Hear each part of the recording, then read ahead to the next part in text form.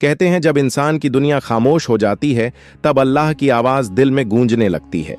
जब चारों तरफ से उम्मीदें टूट जाती हैं तब एक ही दरवाजा रह जाता है, यकीन का। और वो यकीन अगर अल्लाह पर हो तो समझो रास्ता नहीं, पूरा समंदर बन जाता है। ये कहानी है एक ऐसे शख्स की जो दुनिया के अंधेरों में भटकते हुए जब गमों की गहराई में डूबा तो उसे सिर्फ एक ही डोरी ने बचाया, अल्लाह पर उसका कामिल यकीन। शहर लखनऊ की तंग गलियों में एक पुरानी सी कोठरी थी जहां रहता था ज़ियाउद्दीन, एक दर्जी जिसकी सिलाई की दुकान एक टूटी छज्जे के नीचे लगती थी। उम्र तकरीबन 45, चेहरे पे झुर्रियां, आंखों में थकन और दिल में ढेर सारा सब्र। लेकिन उसकी सबसे बड़ी दौलत थी उसका यकीन। ज़ियाउद्दीन के पास जिंदगी में ना तो बड़ा मकान था, ना महंगी दुकान, ना कोई खास रिश्तेदार। बीवी 5 साल पहले इंतकाल कर चुकी थी। एक बेटा था फरहान जो अब तालीम पूरी कर रहा था, लेकिन हालात ऐसे कि फीस देना भी मुश्किल होता जा रहा था। उस रोज जब सुबह की नमाज पढ़कर ज़ियाउद्दीन अपनी दुकान पे पहुंचा तो देखा कि दुकान की दीवार पिछली रात की बारिश से गिर चुकी थी। मशीन भी भीग कर खराब हो चुकी थी। वो कुछ लम्हों के लिए वहीं बैठ गया, हाथ उठे, आंखें बंद और होंठों से सिर्फ एक ही जुमला निकला, या रब तू ही काफी है। लोगों ने कहा, अब तू क्या करेगा जिया मियां? दुकान गई, बेटा कॉलेज छोड़ देगा, अब रोटियां कैसे चलेंगी? लेकिन ज़ियाउद्दीन की आंखों में अजीब सी शान थी। उसने कहा, जो रिज़्क़ देता है वो अभी जिंदा है और जब तक अल्लाह है तब तक मेरा डर मुझसे दूर रहेगा। अगले ही दिन उसने अपने पुराने दोस्त नफीस चचा से एक पुरानी मशीन उधार ली। दुकान की टूटी दीवार को खुद अपने हाथों से ईंटें जोड़कर ठीक करने लगा। लोगों ने मजाक उड़ाया, देखो बूढ़ा दर्जी अब मिस्त्री बन गया। मगर ज़ियाउद्दीन मुस्कुराता रहा। हर ईंट रखते वक्त उसके होंठों पर दुआ होती, या अल्लाह ये मेरी मेहनत नहीं, तेरा फजल है, तू कबूल फरमा। उस हफ्ते ज़ियाउद्दीन की दुकान पर कोई ग्राहक नहीं आया, मगर वो रोज बिस्मिल्लाह कहकर दुकान खोलता, 2 रकत नमाज पढ़ता और एक कुर्सी पर बैठकर तस्बीह करता रहता। बेटा फरहान भी मायूस होकर कहता, अब्बू कुछ और सोचिए, ये सिलाई का काम अब नहीं चलेगा। लेकिन ज़ियाउद्दीन ने फरहान के कंधे पर हाथ रखकर कहा, बेटा अल्लाह ताले की चाबी देर से देता है, लेकिन जब देता है तो दरवाजा नहीं, पूरा खजाना खोल देता है। फरहान चुप हो गया। अगले दिन जो हुआ उसने कहानी का पहला मोड़ ला दिया। शाम के वक्त एक बड़ी गाड़ी दुकान के पास आकर रुकी। उसमें से एक औरत उतरी, बुर्का पहने हुए, चेहरे पर नूर और आंखों में गम। उसने ज़ियाउद्दीन से पूछा, क्या आप बच्चों के कपड़े भी सिलते हैं? ज़ियाउद्दीन ने अदब से सर झुकाया, जी बीबी, बच्चा हो या बड़ों का कपड़ा, हर टांका दुआ के साथ डालता हूं। औरत ने कहा, मेरे बेटे का जन्मदिन है और मैं चाहती हूं कि वो जोड़ा आप ही सिए, मगर पैसे अभी नहीं दे सकती, अगले महीने दूंगी। ज़ियाउद्दीन ने मुस्कुराकर जवाब दिया, बीबी हर सिलाई से पहले मेरा हिसाब ऊपर वाला करता है, आप फिक्र न कीजिए, जोड़ा तैयार होगा और बखूबी होगा। अगले 2 दिन ज़ियाउद्दीन ने जैसे इबादत की तरह उस बच्चे का जोड़ा सिया। रेशमी कपड़ा, महीन कढ़ाई और हर टांके में एक दुआ पिरोई, या अल्लाह इस बच्चे की जिंदगी में बरकत दे, इसे नेक राह पर चला। बेशक कपड़े छोटे थे, लेकिन ज़ियाउद्दीन का तजुर्बा बड़ा था। उसने हर टांके में वो मेहनत डाली जो अक्सर लोग शोहरत कमाने में लगाते हैं। तीसरे दिन वो औरत फिर आई, इस बार गाड़ी से नहीं, पैदल। चेहरे पे पर्दा वहीं था, लेकिन आवाज में नम्रता और आंखों में सुकून। जोड़ा हाथ में लिया, देखा और बस एक लम्हे के लिए खामोश हो गई। फिर धीरे से कहा, आपका शुक्रिया, मेरे बेटे के लिए आपने जो किया वो शायद उसके अपने भी न करते। ज़ियाउद्दीन ने बस इतना कहा, बीबी मैंने कुछ नहीं किया, ये तो मेरा फर्ज था, आप बस बेटे को अच्छे इंसान बनाइए, यही मेरी मेहनत की असली मजदूरी होगी। वो औरत कुछ कहे बिना जाने लगी, मगर जाते वक्त एक कागज का लिफाफ छोड़ गई। जब ज़ियाउद्दीन ने उसे खोला तो उसमें 20,000 रुपये थे और साथ में एक चिट्ठी। जिस यकीन से आपने मेरे बिना पैसों के ऑर्डर लिया, उसी यकीन ने मुझे मेरा अल्लाह याद दिला दिया। मैं हूं नसीमा बानो, शहर की सबसे बड़ी स्कूल ट्रस्ट की चेयरपर्सन। आप जैसे लोगों की हमें तलाश थी। अब से आप ही हमारे स्कूल यूनिफॉर्म्स के ऑफिशियल दर्जी होंगे। अल्लाह ने मुझे आपसे मिलवाकर मेरा ईमान ताज़ा कर दिया। जब ज़ियाउद्दीन ने ये चिट्ठी पढ़ी तो उसका दिल सिजदा करने को मजबूर हो गया। आंसू निकल आए, लेकिन वो आंसू गम के नहीं थे, शुक्राने के थे। उसने सुबह की नमाज पढ़ी और फरहान को आवाज दी, बेटा, अल्लाह का वादा कभी झूठा नहीं होता।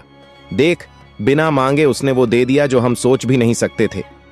फरहान ने वो चिट्ठी पढ़ी और चुपचाप अपने अब्बा से लिपट गया। अब्बू, मुझे माफ कीजिए। मैंने आपसे कहा था कि सिलाई का काम अब नहीं चलेगा, लेकिन आज समझ आया कि जब काम में अल्लाह का नाम हो तो वो काम कभी बंद नहीं होता। कुछ ही हफ्तों में ज़ियाउद्दीन की छोटी सी दुकान के बाहर स्कूल यूनिफॉर्म्स की भीड़ लगने लगी। शहर के कई स्कूलों ने नसीमा बानो की सिफारिश पर उसी से सिलाई का काम शुरू कर दिया। पुरानी मशीन अब 4 मशीनों में बदल गई थी। फरहान ने अब्बा के साथ बैठकर ऑर्डर का हिसाब किताब संभालना शुरू किया, लेकिन अभी सफर खत्म नहीं हुआ था, क्योंकि कुछ हफ्तों बाद नसीमा बानो ने ज़ियाउद्दीन को एक चाय की दावत पर बुलाया और वहीं पर रखा अगला इम्तिहान। ऐसा इम्तिहान जो सिर्फ सच्चे यकीन वालों का होता है। सुबह कुछ अलग थी, हवा में सुकून था और ज़ियाउद्दीन की दुकान पर रौनक। बड़े बड़े स्कूलों के लोग लाइन में खड़े थे। कोई ऑर्डर देने आया था, कोई सलाह लेने और कोई तो बस उसकी दुआ मांगने आया था। इसी भीड़ के बीच एक कार आकर रुकी। बाहर निकली नसीमा बानो, चेहरे पर वही नकाब, लेकिन आंखों में आज एक अलग रोशनी थी। उन्होंने फरहान को मुस्कुराकर कहा, अपने अब्बा से कहिए कि आज शाम 5 बजे हमारे स्कूल ट्रस्ट के ऑफिस में तशरीफ लाएं। एक खास दावत है, सिर्फ उनके लिए। फरहान ने हाथ जोड़ लिए और अंदर जाकर ज़ियाउद्दीन को बताया। ज़ियाउद्दीन सोच में पड़ गया। क्या ये किसी नए काम का सिलसिला है या फिर कोई और इम्तिहान? शाम हुई। ज़ियाउद्दीन ने अपना साफ कुर्ता पायजामा पहना, सिर पर टोपी रखी और दुआ पढ़कर निकला। जब वो स्कूल ट्रस्ट पहुंचा तो अंदर एक बड़ी मेज पर 7-8 लोग बैठे थे। सब बड़े ओहदे के लोग, स्कूलों के प्रिंसिपल, ट्रस्ट के मेंबर और बीच में नसीमा बानो। ज़ियाउद्दीन ने अदब से सलाम किया और एक कोने की कुर्सी पर बैठ गया। तभी नसीमा बानो ने कहा, जनाब ज़ियाउद्दीन साहब, आज हम आपको सिर्फ शुक्रिया कहने नहीं बुलाए हैं। आपके यकीन ने हमें एक नई सोच दी है। आज शहर में ट्रस्ट की एक नई शाखा खुल रही है, एक स्कूल जिसका नाम होगा मदारिसुल यकीन, और हम चाहते हैं कि आप उसके डायरेक्टर बने। एकदम सन्नाटा छा गया। ज़ियाउद्दीन की सांसें जैसे थम गईं। मैं, उसने धीरे से कहा, मैं तो एक दर्जी हूं, सिलाई करता हूं। डायरेक्टर जैसा ओहदा मेरे बस की बात नहीं है। नसीमा बानो ने मुस्कुराकर जवाब दिया, दर्जी हैं, मगर उस रब के धागे से सिलते हैं जो लोगों के टूटे यकीनों को जोड़ता है। हमें ऐसे ही लोगों की जरूरत है जो बच्चों को सिर्फ किताबें नहीं, किरदार भी सिखा सकें। अब इम्तिहान शुरू हुआ। मेज पर बैठे एक साहब बोले, अगर आप ये ओहदा लेते हैं तो हर महीने 50,000 रुपए तनख्वाह होगी, साथ में एक गाड़ी, एक बड़ा घर और स्टाफ भी मिलेगा। मगर एक शर्त है, आपको अब सिलाई छोड़नी होगी। यह सुनते ही ज़ियाउद्दीन के चेहरे की रंगत बदल गई। सिलाई छोड़ दूं? उसने खुद से बुदबुदाया। वो काम जिसमें मैंने हर टांका अल्लाह के नाम पर डाला, वो रोजी जिसे मैं नेकी समझकर करता हूं, सिर्फ ओहदे के लिए उसे छोड़ दूं? सबकी निगाहें उस पर थीं। ज़ियाउद्दीन ने कुछ लम्हों तक खामोशी ओढ़े रखी, फिर बोला, मैं शुक्रगुजार हूं आप सबकी अजमत का और इस ओहदे के ऐलान का, मगर मेरी रिज़्क की चाबी अल्लाह के हाथ में है। अगर वो चाहेगा तो इस सिलाई से ही मुझे वो इज्जत देगा जो ओहदे नहीं दे सकते। मुझे अफसोस है, मगर मैं ये पेशकश नहीं ले सकता। कमरा खामोश था। किसी को यकीन नहीं हुआ कि कोई ऐसा भी जवाब दे सकता है जहां लोग ओहदे के लिए रिश्वत देते हैं, वहां ये आदमी उसे ठुकरा रहा था। नसीमा बानो उठी और उसने सबसे पहले ज़ियाउद्दीन का हाथ चूमा। आपने हमें एक और सबक सिखाया कि इज्जत कभी कुर्सियों से नहीं आती, बल्कि उस यकीन से आती है जो इंसान को अपने रब से जोड़े रखे। बात यहीं खत्म नहीं हुई थी। ज़ियाउद्दीन लौटते वक्त रास्ते में रुका, नमाज पढ़ी और बस एक दुआ की, या रब, अगर तेरा वादा सच्चा है तो तू मुझे कहीं बड़ा बना, लेकिन उसी राह पर रख जहां तेरा नाम जुड़ा हो। और फिर जो हुआ वो पूरे शहर के लिए एक मिसाल बन गया। सुबह की सफेदी आसमान पर फैल चुकी थी। जियाउद्दीन ने रोज की तरह अपनी दुकान खोली, सफाई की, चटाई बिछाई और तस्बीह हाथ में लेकर बैठ गया। दुकान के बाहर वहीं टूटा हुआ बैनर लटक रहा था जिस पर अब फेडेड अक्षरों में सिर्फ दर्जी लिखा था, मगर उसके अंदर की नीयत उतनी ही चमकदार थी।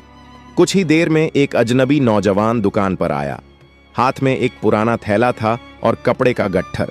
उसने झुककर सलाम किया और बोला, हजरत, मेरी बहन की शादी है, 2 जोड़े सिलवाने हैं, मगर पैसे अभी नहीं हैं। शादी के बाद लौटा दूंगा अगर मंजूर हो तो। जियाउद्दीन ने बिना आंख उठाए कहा, कपड़े दे दो बेटे, और शादी के दिन मेरी तरफ से एक दुआ और जोड़ा और रहेगा तो हफे में। नौजवान हैरान हो गया। उसने कहा, मगर आप मुझे जानते नहीं। मैं जियाउद्दीन मुस्कुराया। बेटा, जिसे अल्लाह जानता है उसे जानने के लिए मुझे नाम की जरूरत नहीं। नौजवान चला गया। उसी वक्त एक बच्चा दुकान के बाहर खड़ा हो गया, नंगे पांव, फटे कपड़े और नजरें सीधे जियाउद्दीन की सिलाई मशीन पर। जियाउद्दीन ने इशारे से पास बुलाया और पूछा, भूख लगी है? बच्चे ने गर्दन हिलाई। जियाउद्दीन दुकान बंद कर सीधे पास की होटल ले गया। 2 पराठे और 1 कटोरी दाल मंगाई। बच्चा खाते वक्त रो पड़ा। बोला, अम्मी बीमार हैं और 3 दिन से मैंने कुछ नहीं खाया था। जियाउद्दीन ने उसे 2 और पराठे बांध दिए और पूछा, कहाँ रहते हो? बच्चा बोला, मकान नहीं है। प्लेटफॉर्म पर शाम को जियाउद्दीन अपनी कमाई से दवाई ले आया और बच्चे को घर ले गया। छोटा सा कमरा लेकिन बड़ा दिल। और वहीं से एक नया सिलसिला शुरू हुआ। अगले कुछ दिनों में दुकान पर कई लोग ऐसे आने लगे। कोई बीमार मां का इलाज कराने आया, कोई बेरोजगार बेटा, कोई बेटी के निकाह की फिक्र में डूबा बाप। सबका एक ही ठिकाना जियाउद्दीन की दुकान, और सबके लिए एक ही जवाब, अल्लाह देगा। एक दिन शहर के मशहूर पत्रकार सलीम साहब वहां से गुजरे। भीड़ देखी तो रुके, पूछा, क्या यहां कोई एनजीओ चल रहा है? लोगों ने कहा, नहीं, यहां एक दर्जी है जो खुदा के नाम पर लोगों की मदद करता है। सलीम साहब अंदर गए और जियाउद्दीन से बात की। पूछा, आपका नाम, आपका मिशन क्या है? जियाउद्दीन ने सिर्फ इतना कहा, नाम जियाउद्दीन है और मिशन बस किसी के चेहरे पे मुस्कान लाना अल्लाह की मर्जी से। अगले ही हफ्ते अखबार के पहले पन्ने पर छपा, एक दर्जी जो अल्लाह के नाम पर सीता है और लोगों के दिल जोड़ता है। शहर गूंज उठा। लोग दूर दूर से मिलने आने लगे।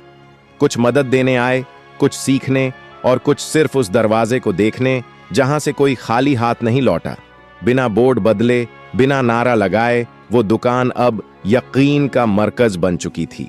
और जियाउद्दीन एक दर्जी से बन चुका था उस रब का बंदा जो बांटता नहीं था लेकिन देकर दुनिया बदलता था। दुकान अब भी वैसी ही थी, छोटा सा कमरा, पुरानी लकड़ी की मेज, सिलाई मशीन और दीवार पर लटके 2 तस्बीह। लेकिन अब वहां भीड़ कुछ अलग थी, ना कपड़े सिलवाने की, ना पैसे उधार मांगने की, बल्कि एक नजरिया देखने की, एक सोच छूने की। सुबह सुबह एक दाढ़ी वाले बुजुर्ग आए। उनका चेहरा किसी आलिम की तरह रोशन था। उन्होंने अंदर बैठकर जियाउद्दीन से पूछा, क्या आप वही हैं जिन्होंने भूखे बच्चों को खाना खिलाया, एक अनजान की बहन का जोड़ा तैयार किया और किसी फटी चप्पल वाले को जूते खरीद के दिए? जियाउद्दीन ने सिर झुकाकर कहा, कुछ नहीं हुजूर, ये सब अल्लाह का करम है, मैं तो बस एक जरिया हूं। बुजुर्ग की आंखें भर आईं। उन्होंने कहा, बेटा, आज के दौर में लोग मस्जिदों में इबादत करते हैं, लेकिन तू तो अपनी दुकान में खुदा का नूर फैलाता है। मैं मज़ारों पर गया, किताबें पढ़ी, मगर तेरे जैसा यकीन कहीं नहीं देखा। फरहान ये सब दूर से देख रहा था। शाम को उसने अब्बा से पूछा, अब्बू, जब आपके पास कुछ नहीं था तब भी आप इतना यकीन कैसे रखते थे? जियाउद्दीन ने मुस्कुराकर जवाब दिया, जब तेरे पास कुछ नहीं होता तो तुझसे कुछ छिन नहीं सकता, और जब सब छिन जाए तब जो रह जाए वही तेरा रब होता है। रात को फरहान ने देखा कि एक बड़ी सी गाड़ी दुकान के सामने रुकी। उसमें से उतरे शहर के डिप्टी कमिश्नर, उनके साथ एक टीम थी, कैमरे, कागज, फाइलें। उन्होंने जियाउद्दीन से कहा, सरकार ने आपके काम से मुतासिर होकर एक प्रस्ताव भेजा है। एक नई सरकारी योजना इमदाद ए हुनर में आपको ब्रांड एम्बेसडर बनाने का इरादा है। आप जैसे लोगों के जरिए हम समाज को नई सोच दे सकते हैं। जियाउद्दीन ने बात सुनी लेकिन कुछ जवाब नहीं दिया। चुपचाप अपनी कुर्सी से उठे, कोने में लगे वुजू के लिए पानी के ड्रम से हाथ धोए और दुकान के एक कोने में 2 रकअत नफल नमाज पढ़ने लगे। टीम खामोश खड़ी रही।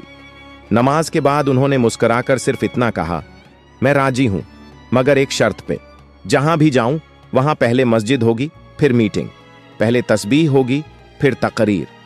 डिप्टी कमिश्नर ने हैरानी से देखा और धीरे से कहा, ऐसे लोग अब किताबों में मिलते हैं, असल जिंदगी में बहुत कम। फरहान की आंखों में आंसू थे। अब्बा ने कंधे पर हाथ रखा और कहा, जब तू अल्लाह से जुड़ता है तो दुनिया तुझसे जुड़ जाती है, मगर जब तू दुनिया से जुड़ता है तो खुदा तुझसे दूर हो जाता है। और अब वो दुकान नहीं रही, वो बन चुकी थी एक मकतब, एक मजहबी जलसगाह, एक हकीकी मदरसा, जहां सिलाई के साथ किरदार सिया जाता था, जहां कपड़े नहीं इंसान तैयार होते थे। शहर की गलियों में अब ज़ियाउद्दीन का नाम किसी मशहूर अफसर या कारोबारी की तरह नहीं, बल्कि एक चुपके से मदद करने वाले बुजुर्ग के रूप में लिया जाने लगा था। मगर खुद ज़ियाउद्दीन को इन सब से कोई फर्क नहीं पड़ता था। उसकी जिंदगी अब भी वही थी, सुबह नमाज, दुकान की सफाई और फिर तस्बीह के साथ दिन की शुरुआत। फरहान ने एक दिन कहा, अब्बा, हम चाहें तो ये दुकान बड़ी बना सकते हैं, एक नया शोरूम खोलें, एसी लगवाइए, नाम चमकाएं, आप अब ब्रांड हैं। ज़ियाउद्दीन ने मुस्कुराकर बेटे की आंखों में देखा और कहा, बेटा, अल्लाह का नाम जितना सादगी से लिया जाए उतना असर करता है। दुकान बड़ी हो जाए, इसमें बुराई नहीं, मगर नीयत बड़ी रहनी चाहिए, नाम नहीं। जिस रोज ये दुकान मैं से चलने लगे और वो से न चले, उसी रोज इसे बंद कर दूंगा। अगले हफ्ते एक बुजुर्ग मौलाना आए लखनऊ के मशहूर दारुल उलूम से, और उन्होंने कहा कि उनके मदरसे में दीनी तालीम के साथ हुनरमंद बच्चों को सिलाई कढ़ाई की तालीम देने के लिए किसी ऐसे शख्स की जरूरत है जो हुनर के साथ यकीन भी सिखा सके। हमारे बच्चे कुरान तो पढ़ते हैं, मगर जिंदगी सीने वाला कोई नहीं। हमें दरकार है ऐसे उस्ताद की जो उन्हें खुददारी, सब्र और तवक्कुल सिखा सके। ज़ियाउद्दीन ने बिना देर किए हामी भर दी। अब हर जुमा को वो दारुल उलूम जाता, बच्चों को सिर्फ मशीन चलाना नहीं बल्कि अल्लाह की रजा के साथ काम करना सिखाता। एक दिन एक बच्चा आया, नाम था रईस, माँ का अकेला बेटा, जो कहता था, अम्मी कहती हैं मेहनत करना सीखो वरना दुनिया तुम्हें जूते पहनाएगी। ज़ियाउद्दीन ने उसके हाथ में तस्बीह देकर कहा, बेटा, मेहनत हाथ से करो और यकीन दिल से। जब दोनों साथ होंगे तो दुनिया नहीं, अल्लाह तुम्हें जूते देगा, और वो भी नए। मदरसे की छत से रोज शाम को बच्चों की आवाजें आती, या अल्लाह हमें भी अपने ज़ियाउद्दीन जैसा बना। और ये दुआ धीरे धीरे शहर से निकलकर सूबे में फैल गई। एक दिन मुख्यमंत्री के दफ्तर से फोन आया, हम चाहते हैं कि आप हुनर और हया मिशन के मुख्य सलाहकार बने, लाखों बच्चों को आपकी जरूरत है। ज़ियाउद्दीन ने सिर्फ इतना कहा, अगर मंच पर बैठने से बेहतर किसी बच्चे की सिलाई सुधारना है तो मैं वहीं बैठूंगा, मशीन के पीछे। उस रात फरहान ने देखा कि अब्बा अकेले दुकान में बैठे रो रहे हैं। पूछा, अब्बा, आप क्यों रो रहे हैं? ज़ियाउद्दीन ने कहा, जब लोग तुझे ताली दें तो न रो, मगर जब तुझे ये लगे कि तू वाकई अच्छा है तो जरूर रो, क्योंकि यही घड़ी है जब शैतान सीने में गुरूर का बीज बोता है। दिन बीतते गए, मगर ज़ियाउद्दीन की दिनचर्या वैसी ही रही। फज्र की नमाज, दुकान की सफाई, तस्बीह के साथ शुरुआत और हर सिलाई में अल्लाह का नाम। अब लोग कपड़े नहीं बल्कि दुआएं लेने आते थे। एक दिन एक बुजुर्ग औरत आई, गोद में 5-6 साल का बच्चा, आंखों में थकान और होठों पर खामोशी। वो बोली, बेटा बिस्तर पर है, बीमारी है, डॉक्टरी इलाज काम नहीं आया, किसी ने कहा कि आपसे मिलवाना जरूरी है। ज़ियाउद्दीन ने बच्चे का माथा सहलाया, कुरान की एक आयत पढ़ी, हाथ उठाकर दुआ की, या शाफी, तू ही है जो शिफा देता है, इलाज से नहीं अपनी रहमत से। और फिर बच्चे की मां से कहा, रोज सुबह एक चुटकी मिट्टी इस दुकान की दे जाना और उसके सिरहाने रख देना, दवा से नहीं यकीन से फर्क आएगा। 3 दिन बाद वही औरत दौड़ती हुई आई, बच्चे को गोद में लिए हुए। बच्चा मुस्कुरा रहा था, उठकर बैठ गया था। औरत ने रोते हुए कहा, आपने क्या दिया? ज़ियाउद्दीन ने जवाब दिया, मैंने कुछ नहीं दिया, अल्लाह ने लिया हुआ यकीन वापस कर दिया। अब रोज दुकान के बाहर एक छोटा लंगर लगने लगा, 2 पराठे, 1 कटोरी दाल और 1 प्याला पानी, हर भूखे के लिए। कोई पूछता, कौन देता है ये सब? लोग जवाब देते, एक दर्जी जो दरवाजा नहीं खोलता, दिल खोलता है। फरहान अब दुकान में बराबर बैठता था। जियाउद्दीन ने उससे कहा, बेटा, ये दुकान अब सिर्फ हमारी नहीं, ये हर उस इंसान की है जो भूखा, बेसहारा या टूटा हुआ है। इसे नाम से नहीं, काम से जिंदा रखना। एक दिन एक बुजुर्ग तिब्बी हकीम आए। उन्होंने कहा, मैंने कई मर्जों का इलाज किया है, लेकिन यहां जो रूहानी सुकून है वो कहीं नहीं मिलता। क्या मैं कुछ वक्त यहां बैठा करूं? जियाउद्दीन ने मुस्कुराकर कहा, जब जगह अल्लाह के जिक्र से पाक हो जाए तो वहां हर दिल को आराम मिलता है। अब दुकान एक नई शक्ल लेने लगी थी, एक आध्यात्मिक अड्डा जहां लोग दुआ, मशवरा, तस्बीह और तवक्कुल लेने आते थे। सिलाई अब भी होती थी, मगर साथ साथ रिश्ते भी सिए जाते थे। एक शाम फरहान ने पूछा, अब्बा, क्या आप चाहते हैं कि यह दुकान बड़ी हो, नाम फैले? जियाउद्दीन ने कहा, नाम अगर फैले तो अल्लाह का फैले, और दुकान अगर बड़ी हो तो किसी भूखे के साए से बड़ी ना हो। दोपहर की तेज धूप थी। जियाउद्दीन दुकान के अंदर बैठे सिलाई कर रहे थे। तस्बीह पास ही रखी थी और सिलाई मशीन के हर टांके में उनकी आदत की तरह एक दुआ बुनी जा रही थी। बाहर से आवाजें आती रहती थीं, बच्चे खाना ले जा रहे थे, महिलाएं पानी पीने रुकती थीं, कोई बुजुर्ग आकर कुरान की तिलावत करता था। इसी माहौल में एक चमचमाती एसयूवी गली के मोड़ पर आकर रुकी। गाड़ी से उतरा एक शख्स, उम्र करीब 45, सूट बूट में, आंखों में तेज, हाथ में कीमती घड़ी और जूतों से लेकर चश्मे तक सब कुछ महंगा। आसपास के लोगों ने चौंक कर देखा। उसने सामने खड़े एक बच्चे से पूछा, यही है जियाउद्दीन की दुकान? बच्चे ने मुस्कुराकर कहा, जी हां, मगर दुकान कहिए मत, यह तो अल्लाह का आस्ताना है। वो ताजिर, जिसका नाम रईस अहमद था, दुकान में दाखिल हुआ। अंदर जियाउद्दीन सिर झुकाए काम में लगे थे।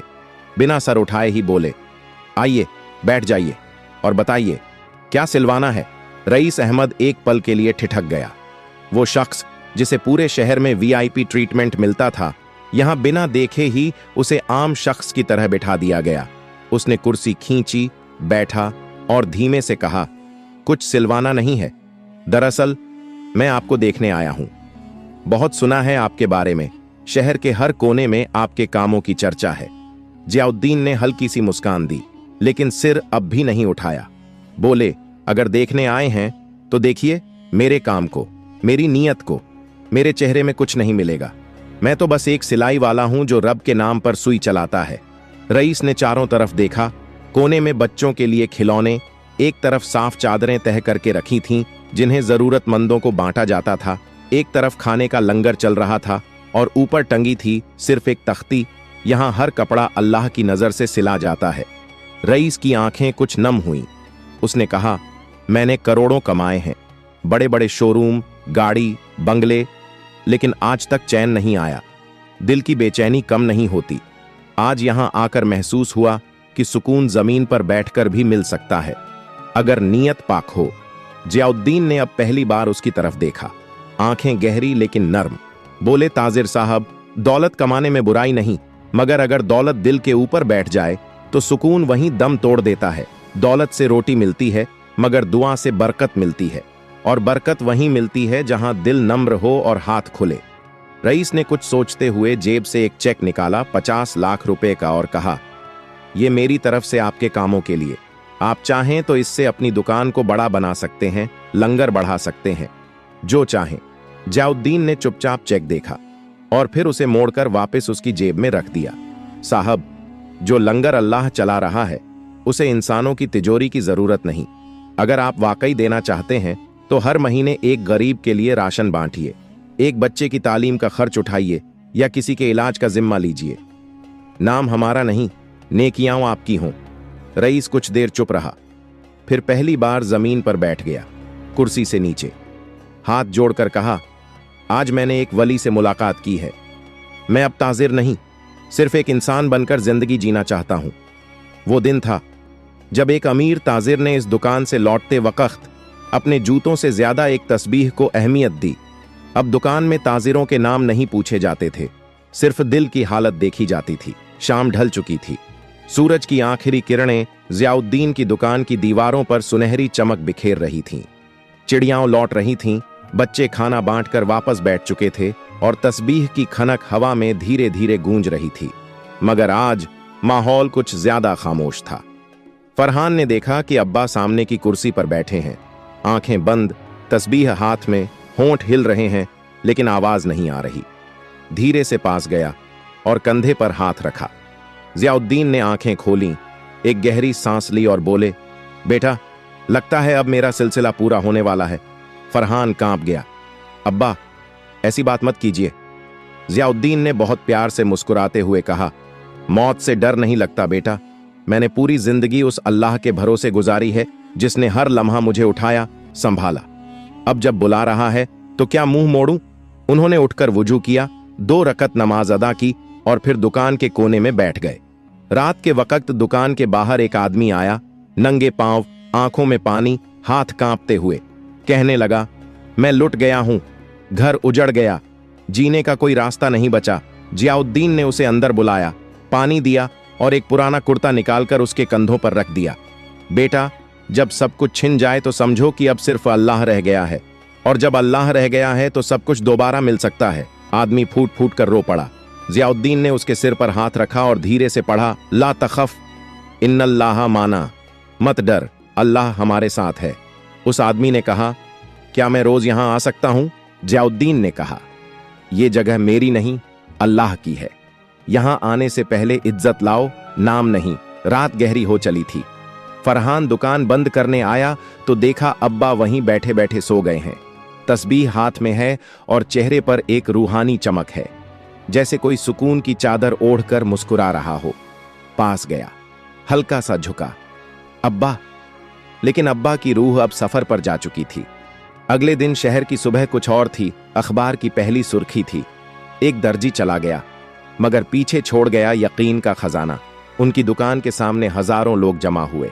कोई बच्चे जिन्हें उन्होंने कपड़े दिए थे, कोई माँ जिनकी दवाई के लिए उन्होंने चुपचाप पैसे भेजे थे, कोई वो ताजिर जिसने उन्हें सजदा किया था।